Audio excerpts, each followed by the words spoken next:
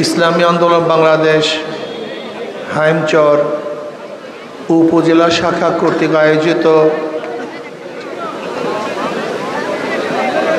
যেখানে আছে সেখানে বসেন। বাংলাদেশ হাইমচর উপজেলা শাখা কর্তৃক আয়োজিত আজকে এই গণ সম্মেলনের সম্মানিত সভাপতি, কেন্দ্রীয় নেতৃবৃন্দ, সকল স্তরের ইসলাম প্রিয় দেশপ্রেমিক ভাইয়েরা আমার, ইসলামী আন্দোলন বাংলাদেশ কেউ কেন হাজারো সংগঠন থাকা সত্ত্বেও ইসলামী আন্দোলন বাংলাদেশ আপনারা কেন করবেন? বহুত রাজনৈতিক দল আছে যারা ক্ষমতায় গিয়েছিল, ক্ষমতায় যাওয়ার স্বপ্ন দেখে। অনেক ইসলামের নামেও দল আছে। তার সাথে ইসলামী আন্দোলন বাংলাদেশ কেন করবেন এইটা অবশ্যই আপনাদের মাথার মধ্যে ঢুকাতে হবে। ইসলামী আন্দোলন বাংলাদেশ বিশ্বাস করে শুধু দেশ, দল এবং নেতা পরিবর্তনের মাধ্যমে মানুষের শান্তি আসতে পারে না, বৈষম্য দূর হতে পারে না, মানুষ মুক্তি পেতে পারে না। ব্রিটিশ হঠাৎ আন্দোলন কেন করেছিলাম? বৈষম্য দূর করার জন্য, জুলুম বন্ধ করার জন্য। আপনারা জানেন ব্রিটিশ মুসলমানদের উপরে এমন কোনো জুলুম নাই, অত্যাচার নাই, অবিচার নাই যা করে নাই। মুসলমানদের আন্দোলনের ভিত্তিতে ব্রিটিশ এদেশ থেকে পালাতে বাধ্য হয়েছিল। ভেবেছিলাম বৈষম্য দূর হবে, মানুষ শান্তি পাবে, মুক্তি পাবে। কিন্তু আমরা কি দেখলাম? ভারতের সংখ্যাগরিষ্ঠ মানুষ মুসলমানদেরকে বৈষম্য করছে, তাদের সাথে বৈষম্য করছে, জুলুম করতেছে, অত্যাচার করতেছে, অবিচার করতেছে। আবার মুসলমানরা চিন্তা করলাম মুসলমানদের জন্য আলাদা ভূখণ্ড না হলে মুসলমান বৈষম্য শিকার হবে, জুলুমের শিকার হবে, অত্যাচারের শিকার হবে, মুসলমানদের স্বাধীনতা থাকবে না। এর জন্য আমরা পাকিস্তানের পক্ষে আন্দোলন করেছিলাম। ভেবেছিলাম পাকিস্তান রাষ্ট্র করতে পারলে বৈষম্য দূর হবে, মানুষ মুক্তি পাবে, শান্তি পাবে। 47-এ আমরা পাকিস্তান নামে একটা দেশ গড়লাম। ভেবেছিলাম এবার মানুষ স্বাধীন, প্রত্যেকটা মানুষের অধিকার ফিরে পেয়েছে। কিন্তু কি দেখলাম? পশ্চিম পাকিস্তানের মানুষ পূর্ব পাকিস্তানের মানুষের সাথে বৈষম্য করছে। আমরা চিন্তা করলাম যদি আমরা আলাদা হতে পারি, ভাগ হতে পারি, আমরা স্বাধীন একটা রাষ্ট্র করতে পারি, তাহলে এই বৈষম্য থাকবে না। এর জন্য 71-এর স্বাধীনতার স্লোগান কী ছিল? সাম্য, মানবিক মর্যাদা, সামাজিক ন্যায় বিচার।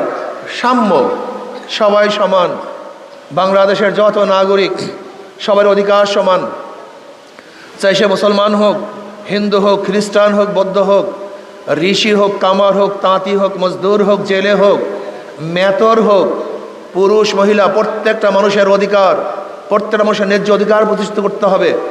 মানুষ সাম্য, সবাই সমান অধিকার ভোগ করবে। বাংলাদেশের নাগরিক হিসাবে প্রত্যেকটা মানুষের অধিকার সমান থাকবে। ভেবেছিলাম বাংলাদেশ করতে পারলেই সাম্যতা সৃষ্টি হবে। মানবিক মর্যাদার জন্য আন্দোলন করেছিলাম। আজকে মানুষ কুকুরকে মোহাব্বত করে ভালোবেসে বিছানায় উঠায়, নিজের হাতে খাওয়িয়ে দেয়, গোসল করায়।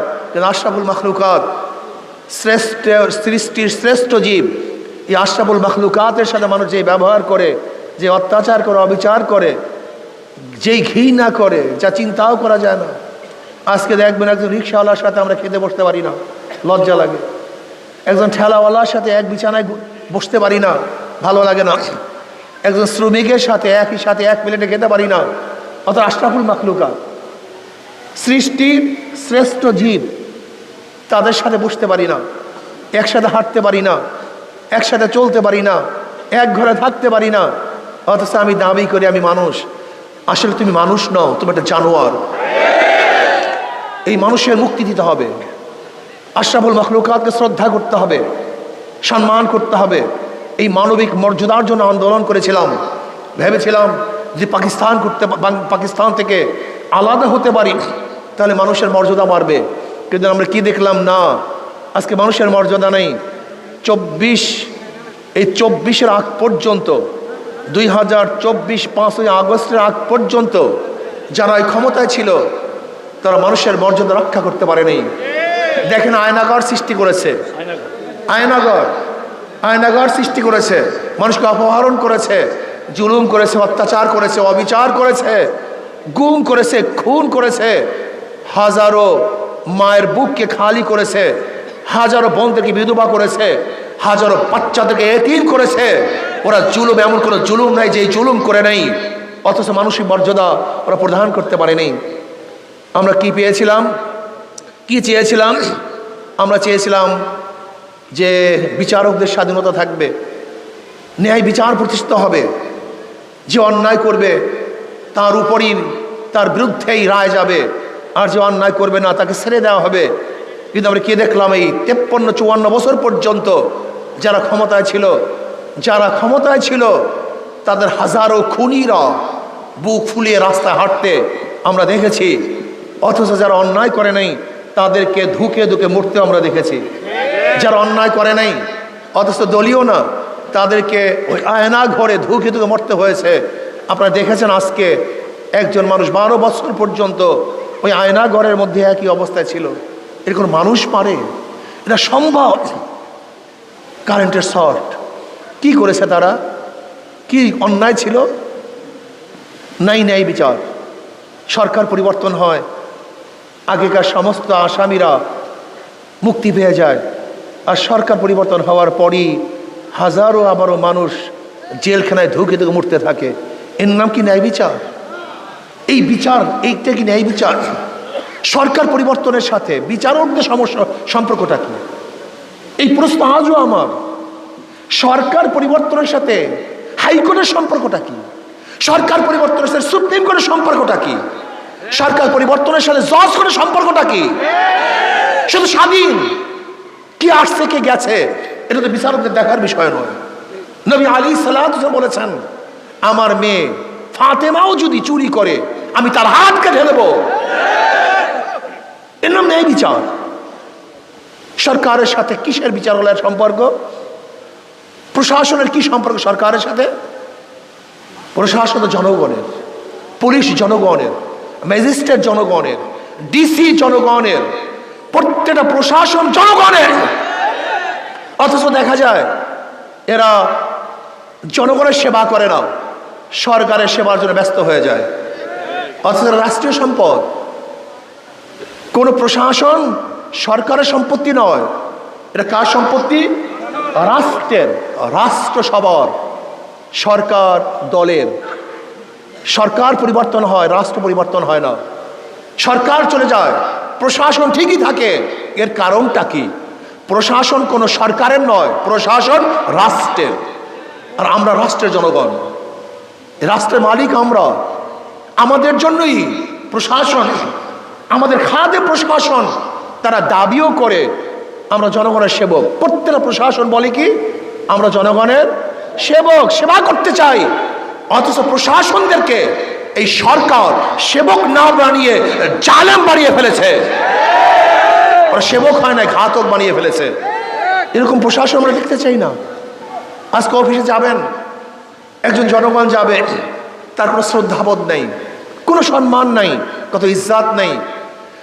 অথচ ডিসি সাহেবের, এসপি সাহেবের, সচিব সাহেবের চিন্তা করা উচিত ছিল যে জনগণ এখানে আসছে, সে ভিক্ষুক হোক, সে রিচি হোক, কামার হোক, ওর মাথার ঘাম পায়ে ফেলানোর টাকা দিয়েই আমি জীবিকা নির্বাহ করি, আমার সংসার চালাই, আমার ছেলে মেয়েদের মুখের মধ্যে খানা তুলে দেই এই শ্রমিকদের টাকায়, এই ঋষিদের টাকায়, এই বেতনদের টাকায়। সরকারের টাকা কোথার থেকে আসে?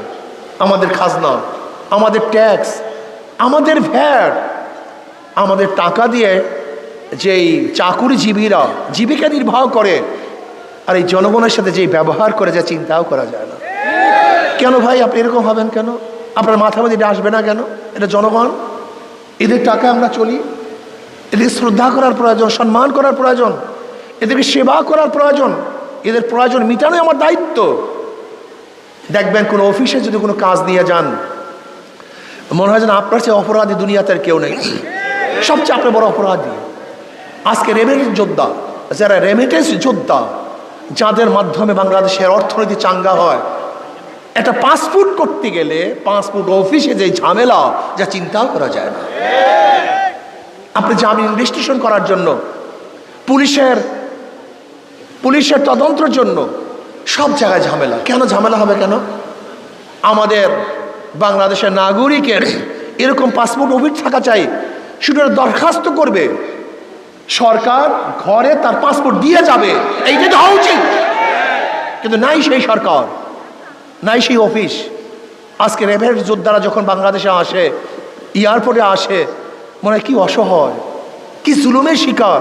এ ব্যাগ ধরে টান দেয়, ও ব্যাগ ধরে টান দেয়, এই অত্যাচার, এই অবিচার। কেন? এরা আমাদের শ্রদ্ধার পাত্র, এরা দেশের গৌরব। এদের মাথার ঘাম পা পেলানো টাকা দিয়ে আজকে আমাদের অর্থনীতি চাঙ্গা হচ্ছে। কিন্তু না, আমাদের রিজার্ভ বৃদ্ধি পাচ্ছে এদের টাকার কারণে।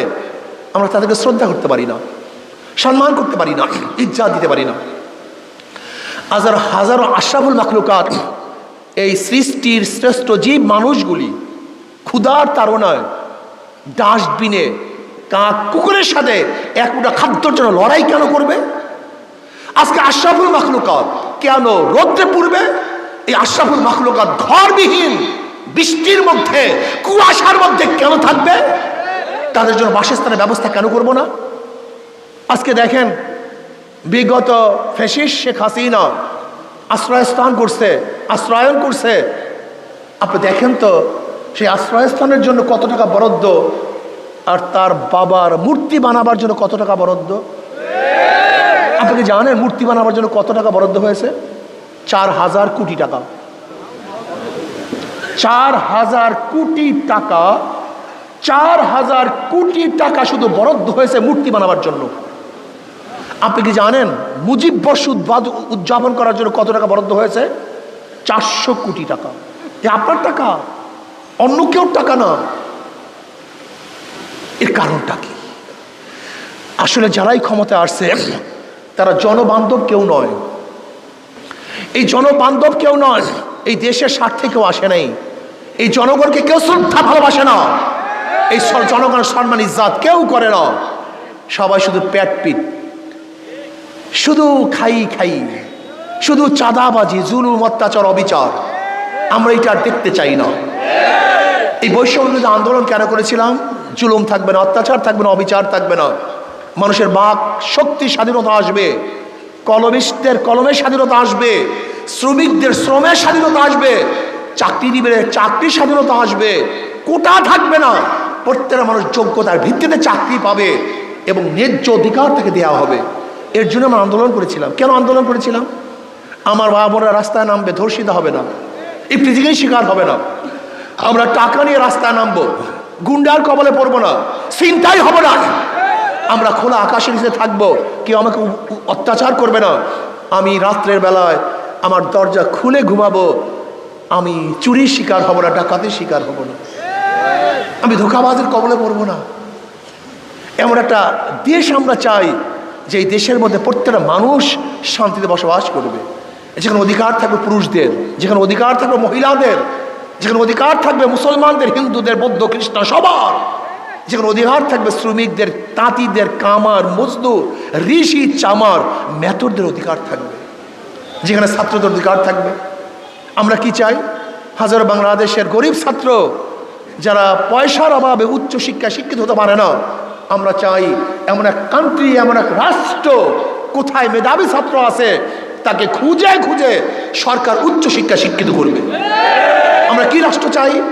কোন বাড়িতে গরিব মানুষ অসুস্থ অবস্থায় ধুকে ধুকে উঠছে, সরকার তাকে খোঁজ করে চিকিৎসার ব্যবস্থা করবে। আমরা কি চাই? কোন ঘরের মধ্যে আমার বিধবা মা বোন বস্ত্রহীন অবস্থা আছে, সরকার খুঁজে খুঁজে তাকে বস্ত্রের ব্যবস্থা করবে। আমরা কি চাই? আমার কোন বাংলাদেশের নাগরিক ক্ষুধার্ত অবস্থা আছে, সরকার খুঁজে খুঁজে তার ক্ষুধা নিবারণের ব্যবস্থা করবে। আমরা কি চাই? কোন জায়গায় জুলুমের শিকার, সরকারের হাজারো এই চাকরিজীবীর মাধ্যমে, কর্মচারীর মাধ্যমে সেই জুলুমের শিকার ব্যক্তিকে কিভাবে উদ্ধার করা যায় সেই ব্যবস্থা সরকারকে করতে হবে। এরকম সরকার আমরা চাই। আমরা কি চাই? ইসলামী হুকুমাতের মাধ্যমে সাম্য, মানবিক মর্যাদা, সামাজিক ন্যায় বিচার প্রতিষ্ঠা করতে ইসলামী হুকুমাতের মাধ্যমে কল্যাণ রাষ্ট্র কায়েম করতে চাই। এর জন্য ইসলামী হুকুমাত ব্যতীত কোনোদিন অবস্থায় সম্ভব না।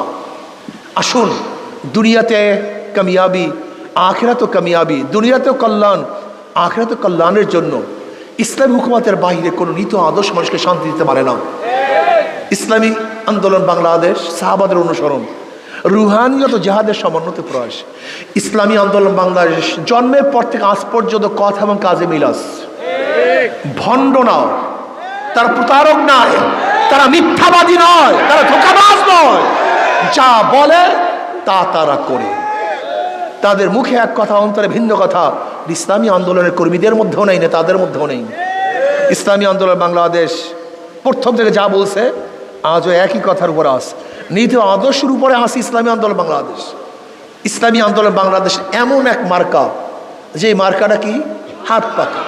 যারা নৌকা নির্বাচন করে তারা নৌকা চালাতে পারে না, যারা ধানের শীষে নির্বাচন করে ধান কাটতে পারে না, যারা নাঙ্গলে নির্বাচন করে তারা নাঙ্গল বইতে পারে না, যারা কাস্তে কুঠা নিয়ে নির্বাচন করে তারা লাকড়ি ফাটতে পারে না, ধান কাটতে পারে না।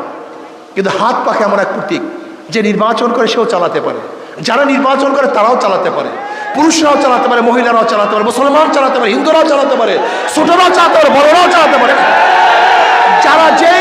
যারা যেই প্রতীক নিয়ে নির্বাচন করে,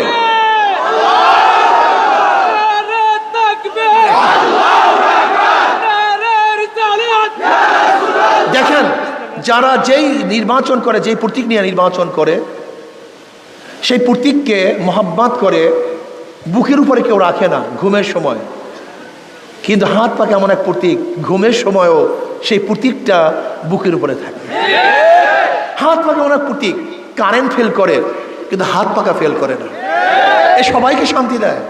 সবার মার্কা হাত পাখা, সবাই ব্যবহার করে হাত পাখা। আমি বিশ্বাস করি যেরকম সবার প্রতীক হাত পাখা, এই দলও সবার প্রতীক। ইসলামী আন্দোলন ক্ষমতায় গেলে সবার জন্যই কল্যাণ হবে। মুসলমানদের জন্য, হিন্দুদের জন্য, খ্রিস্টানদের জন্য, বৌদ্ধদের জন্য, ঋষিদের জন্য, কামারদের জন্য। ইসলামী আন্দোলন বাংলাদেশ বিজয় হলে দেশ বিজয় হবে। ইসলামী আন্দোলন বাংলাদেশ বিজয় হলে এই জনগণ বিজয় হবে। ইসলামী আন্দোলন বাংলাদেশ ক্ষমতায় গেলে মানবতা ক্ষমতায় যাবে, ইসলাম ক্ষমতায় যাবে ইনশাআল্লাহ। কাজে আজকের থেকে আমাদের সবাইকে দৃঢ় প্রত্যয় গ্রহণ করতে হবে। সব মার্কা দেখা শেষ, হাত পাখার বাংলাদেশ। আমরা নতুন বাংলা দেখেছি, ডিজিটাল বাংলা দেখেছি, স্মার্ট বাংলা দেখেছি, সবুজ বাংলা দেখেছি, সোনার বাংলা দেখেছি। আর কোনো বাংলা আমরা দেখতে চাই না। এবার দেখতেছি ইসলামী বাংলা। কি রাজি আছেন ইনশাআল্লাহ? আজকে দাওয়াতি কাজ শুরু করেন, প্রত্যেকে দাওয়াতি কাজ শুরু করেন, দাওয়াত দিতে থাকেন। দাওয়াতের বিকল্প নাই। আজকে থেকে নিয়াত করেন, কে কত ভোট জোগাড় করতে পারেন। প্রত্যেকে নিয়াত করেন, আমার ঘর, আমার বাড়ি, আমার পাড়া, আমার প্রতিবেশী সবাইকে ইনশাআল্লাহ ইসলামী আন্দোলনের দাওয়াত দেব। হাত পাকা ভোট দেওয়ার জন্য উদ্বুদ্ধ করবো। রাজি আছি সবাই? কে রাজি আছে? দুই হাত তুলে নারায় তাকবীর, নারায়।